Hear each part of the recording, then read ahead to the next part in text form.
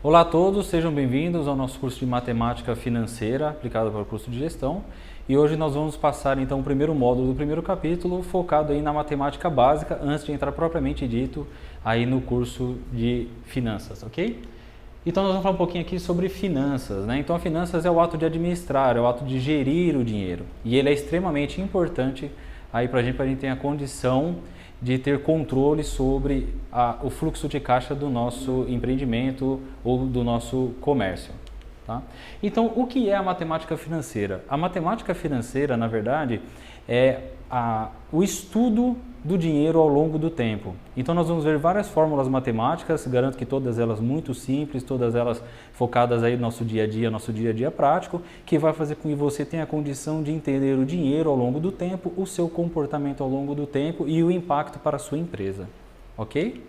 Então, legal. Como eu disse, nós vamos entrar um pouco aí na matemática básica, com o intuito de ajudar durante a aplicação de todo o conteúdo nos próximos módulos. Vamos falar um pouquinho então sobre fração. A fração nada mais é do que um número dividido por outro. Então, de uma forma muito simplificada, eu tenho dois números e eu pretendo fazer a divisão entre esses dois números. Isso é uma fração.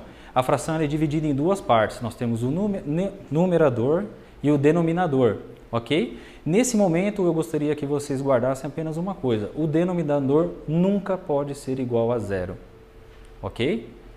Legal.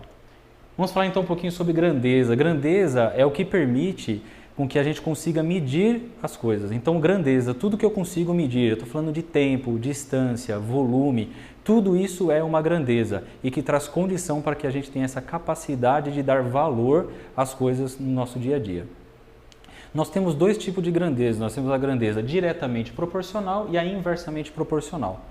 Usando o exemplo então que nós temos aqui na lousa, a grandeza diretamente proporcional é aquela grandeza que ela é dependente de uma outra grandeza e que elas variam juntos e no mesmo sentido, ok? Então, usando o nosso exemplo, nós temos aqui algumas caixas que precisam ser transportadas de um lugar para o outro. Então, eu tenho uma pessoa fazendo o transporte dessa caixa. Se eu aumento o volume de pessoas, o número de pessoas, na verdade, que estão carregando essas caixas, eu aumento o volume total de caixas carregados ao final do período. Então, eu variei a grandeza pessoas, variei a grandeza caixas e elas variaram no mesmo sentido e proporcionalmente. Então, essa grandeza ela é diretamente proporcional. Falando de grandezas inversamente proporcionais. Grandezas inversamente proporcionais, como o próprio nome diz, ela varia de forma inversa. Então, usando o mesmo exemplo, eu tenho uma pessoa que tem a capacidade de carregar um volume de caixa em um determinado tempo. Se eu dobrar o número de pessoas para carregar o mesmo volume de caixa, eu transporto isso na metade do tempo. Então, a minha variável pessoas, ela variou positivamente, mas a variável tempo, ela variou negativamente. Então, ela está agora com valor pela metade. Ela variou agora pela metade. Então, o que nós temos aqui? A grandeza inversamente proporcional. Bom, vamos falar então um pouco aqui sobre a razão. Então, a razão nada mais é do que o uso da fração para que a gente consiga ter um efeito comparativo entre as grandezas, ok? Então, como nós podemos ver no exemplo aqui da placa, que todo mundo vê no dia a dia e dirigindo nas cidades, nós temos a placa de limite de velocidade, onde eu tenho quilômetros por hora. Quilômetros por hora é uma razão, então eu consigo andar 40 km de distância em 1 hora dirigida. Automaticamente eu sei que se eu dirigir 2 horas, eu vou andar por 80 km.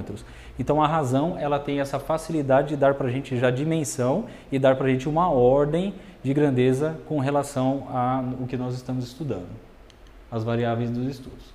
Vamos falar agora um pouco então de multiplicação cruzada. A multiplicação cruzada, como o próprio nome diz, é a nossa capacidade de inverter os valores de uma fração, ou nesse caso de duas frações, e a gente obter a mesma proporção. Vamos ver um pouquinho no exemplo aqui. Então nós temos aqui uma fração, A sobre B, ela é igual a C sobre D. Então o que acontece? Pela multiplicação cruzada, eu posso dizer então que A vezes D é igual a C vezes B. Essa igualdade ela continua verdade. Continuando aqui então, se nós sabemos que A sobre B é igual a C sobre D, aplicando a multiplicação cruzada, eu tenho também a igualdade entre D sobre B e C sobre A, e também de A sobre C e B sobre D. Para ficar um pouquinho mais fácil, vamos usar números então. No nosso exemplo lá embaixo, eu tenho então uma fração de 4 oitavos e de 16/32. 4 oitavos é meio, 16/32 é meio, então a igualdade ela é verdadeira, ok? Então a gente pode afirmar também que 32 oitavos é igual a 16 quartos, 32 oitavos igual a 4 e 16 quartos igual a 4, então a igualdade também é verdadeira, ok? E, consequentemente, nós temos que 4/16 é igual a 8/32. 4/16 um quarto, 8/32 também um quarto. Então, isso traz para a gente aí a verdade sobre a multiplicação cruzada. Isso vai ser muito usado quando a gente falar um pouco de regra de 3. De uma forma bastante simples, gostaria de dividir com vocês aí com relação à passagem de raiz quadrada para potência, que muita gente tem dúvidas sobre isso, né? Então, aqui nós temos um exemplo bastante prático, bastante direto, como vai ser todo o conteúdo do curso, que eu tenho uma raiz x de um número, a potência z. Para eu transformar isso em potência, é muito simples, é só eu passar o x para o denominador e o z para o numerador, e com isso eu tenho a conversão aí de raiz quadrada para potência. Num exemplo aqui, usando os números, então a raiz quadrada de 2 é igual a 2 elevado a meio. Quando eu faço essa inversão, uma forma muito simples e muito direta.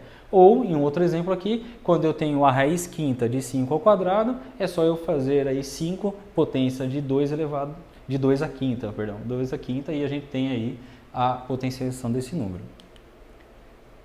Ainda caminhando dentro da potencialização, é muito importante que nós conseguimos passar a potência para o outro lado da vírgula. A gente vai usar bastante isso durante os nossos exercícios aí de matemática financeira, tá? Então, se eu tenho uma expressão de x ao quadrado é igual a y mais 1, se eu preciso passar, para isolar o x, passar o quadrado para o lado de cá, eu tenho duas formas.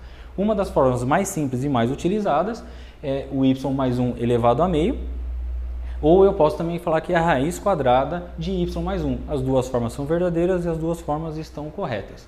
Um outro exemplo é na fórmula de juros, então se eu tiver que passar o n para o lado de lá, é apenas inverter aí a fração do n e está resolvido o problema sem muito segredo, sem muita dificuldade. Ok? Bom, com isso nós finalizamos o primeiro módulo, Matemática Financeira, o primeiro capítulo. Gostaria de agradecer a atenção de todos vocês e gostaria de pedir também que vocês fossem um pouco mais fundo no guia e que olhassem... Vamos lá. Bom, com isso nós terminamos então o primeiro módulo, Matemática Financeira, passando para vocês conceito de matemática básica, e gostaria de pedir a vocês que fossem um pouco mais a fundo no guia e que procurassem as nossas referências bibliográficas e, se precisar de alguma dúvida, nos procurar que a gente possa tirar. Muito obrigado e bons estudos.